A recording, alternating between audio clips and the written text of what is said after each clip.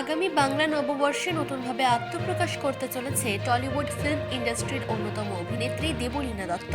সবকিছু ঠিকঠাক থাকলে এবার দেবলীনাকে গায়িকা রূপে দেখবে পশ্চিমবঙ্গ তথা ভারতবাসী। 15ই ফেব্রুয়ারি কলকাতায় সাংবাদিকদের সাথে কথা বলতে গিয়ে সঙ্গীত পরিচালক সুধীর দত্ত বলেছেন, আমারই সুর সংযোজনায় আগামী বাংলা নববর্ষের আগেই দেবলীনার কণ্ঠে প্রথম গান রেকর্ড করা হবে।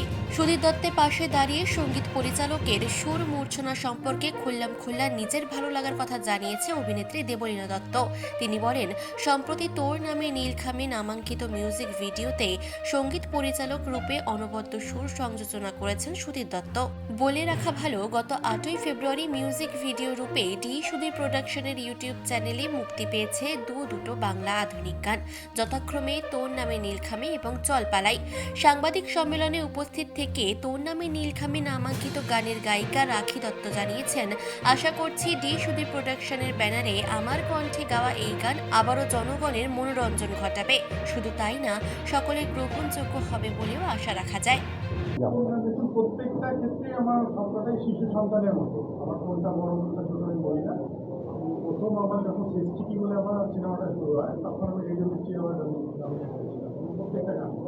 তারপর থেকে আপনাদের জন্যে, সবার জন্যে, দেবলীনার জন্যে এবং আমাকে যারা ভালোবাসেন, যে যারা আমার গান শুনতে ভালোবাসেন, তারা কিন্তু আমাকে এইগুলো বলিয়ে দিচ্ছে।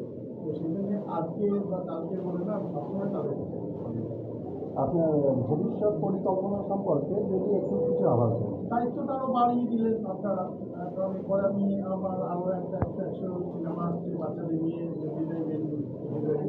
তো সেখানে আরও চেষ্টা করবো, আরও যাতে যে কোটায় আপনাদের ধরানো যায়, এবং আশা করি আমি এই চ্যালেঞ্জটা আমি অ্যাকসেপ্ট করবো, যাতে আরও আপনাদের দিকে আসে।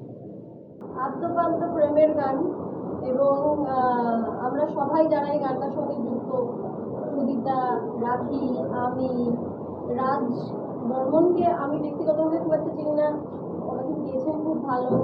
আমরা সবাই খুব প্রেমিক মানুষ, এবং প্রেমিক বলতে আমি কী বোঝাতে চাইলাম, আমাদের যে টিমটা একে অপরের সঙ্গে আমাদের খুব ভীষণ একটা প্রেম রয়েছে। কীভাবে দেখো, রাখির সাথে আমার কোনো কথা হয়নি, কিন্তু আমরা একই রং করে চলে এসেছি আজকে। এবারে যদি তুমি নীলকে পিঙ্কের মাঝখানে দাঁড় করাও, তাহলেও সেই কম্বিনেশনটা ভীষণ সুন্দর লাগবে দেখতে, ব্লু অ্যান্ড পিঙ্ক, এটা না ন্যাচারালি হয়ে যায় আমাদের। তো আমাদের এই তোর নামে নীলখামে, এই প্রেমের গানটার নীলখাম, তার কারণ হচ্ছে প্রেমের যে বৃহত্তর অর্থটা, ওই সেই নারী পুরুষের প্রেমে আবদ্ধ হয়ে থাকাটা একটা ভীষণ ভীষণ ভুল কনসেপ্ট। সেই জন্য আমরা একটা ভ্যালেন্টাইন্স ডে গান, প্রেমের গান, কিন্তু নীলখাম, কারণ নীলখাম হচ্ছে সব রকম প্রেম, সব রকম প্রেম, যতগুলো সম্পর্ক হয় পৃথিবীতে এবং প্রকৃতির যতগুলো সম্পর্ক হয়, সেই সব রকম প্রেমকে আমরা কেটার করছি এই গানটাতে। তোর নামে নীলখাম, সেটাই আমার কাছে প্রেমের সংজ্ঞা, সেটাই এই গানটারও বক্তব্য। আর গানটার মধ্যে অদ্ভুত সুন্দর মেলোডি রয়েছে, যেটা আজকের দিনে খুবই বিরল, মেলোডি পাওয়াই যায় না। বলতো লাড়ে লাফা গান আমার ব্যক্তিগতভাবে খুব একটা পছন্দ হয়, সেই জন্য আমি একটু মেলোডি প্রেমী মানুষ।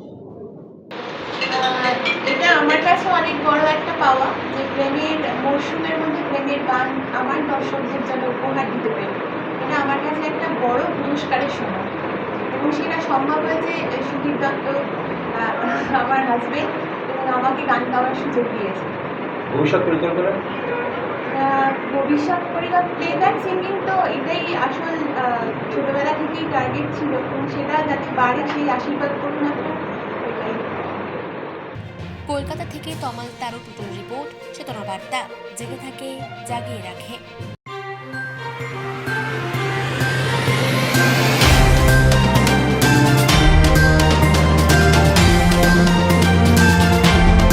চেতনা বার্তা, জেগে থাকে, জাগিয়ে রাখে।